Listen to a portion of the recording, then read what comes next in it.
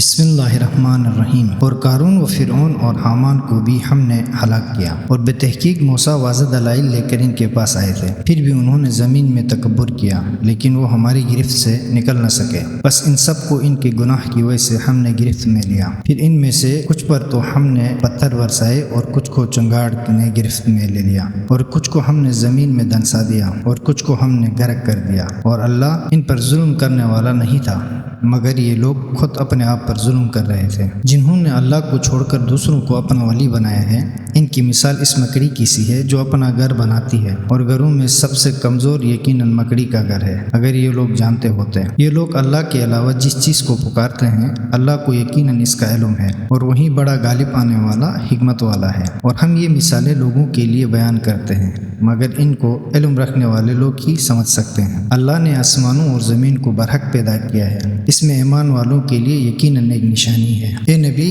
آپ کی طرف کتاب کی جو وحی کی گئی ہے اس کی تلاوت کریں اور نماز قائم کریں۔ یقیناً نماز بے حیائی اور برائی سے روکتی ہے، اور اللہ کا ذکر سب سے بڑی چیز ہے، اور تم جو کرتے ہو اللہ اسے خوب جانتا ہے۔ اور تم اہل کتاب سے مناظرہ نہ کرو مگر بہتر طریقے سے، سوائے ان لوگوں کے جو ان میں سے ظلم کے مرتکب ہوئے ہیں، اور کہہ دو کہ ہم اس کتاب پر ایمان لائے ہیں جو ہماری طرف نازل کی گئی ہے، اور اس کتاب پر بھی جو تمہاری طرف نازل کی گئی ہے، اور ہمارا اور تمہارا معبود ایک ہی ہے، اور ہم اسی کے فرما بردار ہیں۔ اور اسی طرح ہم نے آپ کی طرف کتاب نازل کی ہے، بس جنہیں ہم نے کتاب دی ہے وہ اس پر ایمان لاتے ہیں، اور ان لوگوں میں سے بھی بعض اس پر ایمان لے آئے ہیں، اور صرف کفار ہی ہماری آیات کا انکار کرتے ہیں۔ اور اے نبی، آپ اس قرآن سے پہلے کوئی کتاب نہیں پڑھتے تھے، اور نہ ہی اسے اپنے ہاتھ سے لکھتے تھے۔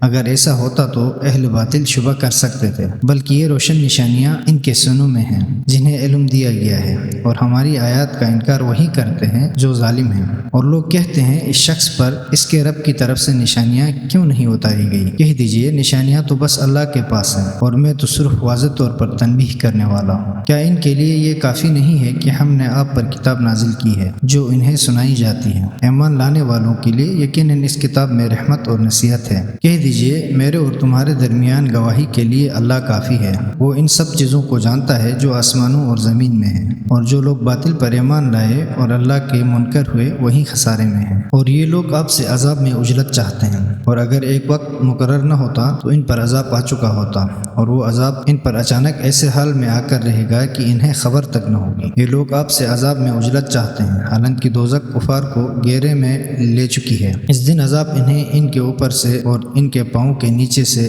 گھیر لے گا، اور اللہ کہے گا اب ذائقہ چکھو ان کاموں کا جو تم کیا کرتے تھے۔ اے میرے مومن بندو، میری زمین یقیناً وسیع ہے، بس صرف میری عبادت کیا کرو۔ ہر نفس کو موت کا ذائقہ چکھنا ہے، پھر تم ہماری طرف پلٹائے جاؤ گے۔ اور جو لوگ ایمان لائے اور نیک کام کرے، ہم انہیں جنت کے بلند و بالا محلات میں جگہ دیں گے، جن کے نیچے نہریں بہتی ہوں گی، جہاں وہ ہمیشہ رہیں گے۔ عمل کرنے والوں کے لیے کیا ہی اچھا اجر ہے۔ جنہوں نے صبر کیا اور اپنے رب پر بھروسہ کیا کرتے ہیں، اور بہت سے جانور ایسے ہیں جو اپنا رزق اٹھائے نہیں پھرتے، اللہ ہی انہیں رزق دیتا ہے اور تمہیں بھی، اور وہ بڑا سننے والا جاننے والا ہے۔ اور اگر آپ ان سے پوچھیں کہ آسمانوں اور زمین کو کس نے پیدا کیا ہے، اور سورج اور چاند کو کس نے مسخر کیا، تو ضرور کہیں گے اللہ نے۔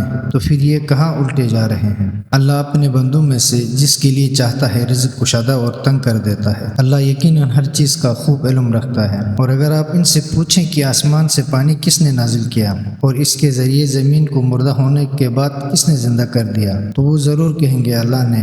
کہہ دیجئے الحمدللہ، البتہ اکثر لوگ نہیں سمجھتے۔ اور دنیاوی زندگی تو جی بہلانے اور کھیل کے سوا کچھ نہیں، اور آخرت کا گھر ہی زندگی ہے، اگر انہیں کچھ علم ہوتا۔ جب وہ کشتی پر سوار ہوتے ہیں تو اللہ کو خلوص کے ساتھ پکارتے ہیں، پھر جب وہ انہیں نجات دے کر خشکی تک پہنچا دیتا ہے تو وہ شرک کرنے لگتے ہیں، تاکہ ہم نے جو انہیں نجات بخشی ہے اس کی ناشکری کریں اور مزے لوٹیں۔ لہٰذا ان قریب انہیں معلوم ہو جائے گا۔ کیا انہوں نے نہیں دیکھا کہ ہم نے ایک پرامن حرم بنا دیا ہے، جبکہ لوگ ان کے گرد نواح سے اچک لیے جاتے تھے؟ کیا یہ لوگ باطل پر ایمان لاتے ہیں اور اللہ کی نعمتوں کی ناشکری کرتے ہیں؟ اور اس شخص سے بڑھ کر ظالم کون ہوگا جو اللہ پر جھوٹ بہتان باندھے، اور جب حق اس کے سامنے آ چکا ہو تو اس کی تکذیب کرے؟ کیا جہنم میں کفار کے لیے ٹھکانہ نہیں ہے؟